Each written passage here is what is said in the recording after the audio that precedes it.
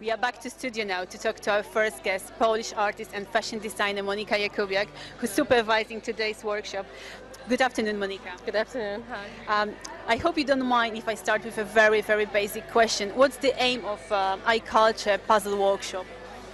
Well, the main aim, I suppose, is for people to start paying attention to the role of craft in everyday lives, and also to create the little communities everywhere we go with this project.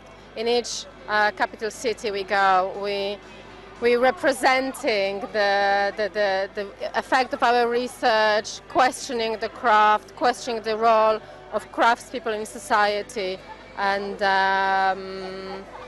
we're creating, so throughout this workshop all participants become artists and creators themselves. Yeah, fantastic. And why are you doing this project? Why am I doing it? Well, first of all, because very kindly the Adam Mickiewicz Institute invited me to do it. And then I'm doing it because I think there's so much art which excludes participants from participation. And then this project is people's project, so they can take active role in creating contemporary culture.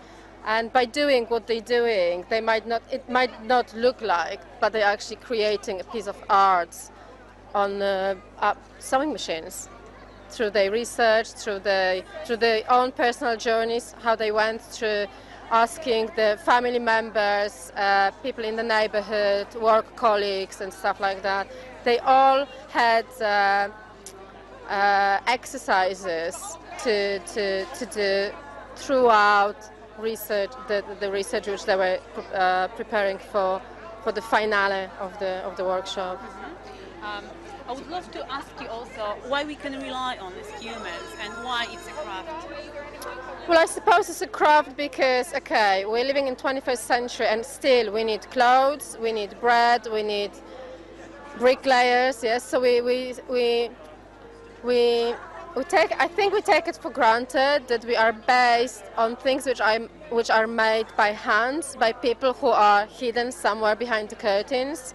But if there were no farmers farming cotton and harvesting that and turning that into fabric, we wouldn't be wearing clothes.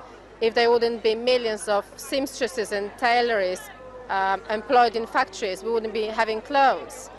So I think we really need craft, and I think it's a time in history where the mass production is of everything, of clothes, furniture, cars, is so fast. Everything has become so fast. And what we're trying to do with this project is to slow down for a second, and within that little community of artists here, participants who become artists, we're trying to spend time, work with hands, go emotionally through the notion of making something with hand. So we are faced with impatience, we're faced with ideas like, oh, I'm not really an artist, how can I create something if I haven't gone through a training of being an artist, of craftsman? And the answer is, we can do everything. If we want to, if we open our minds and hands, we can just try and have that moment for ourselves of being creative. Yeah, and what would you say, what's the role of craft every day then?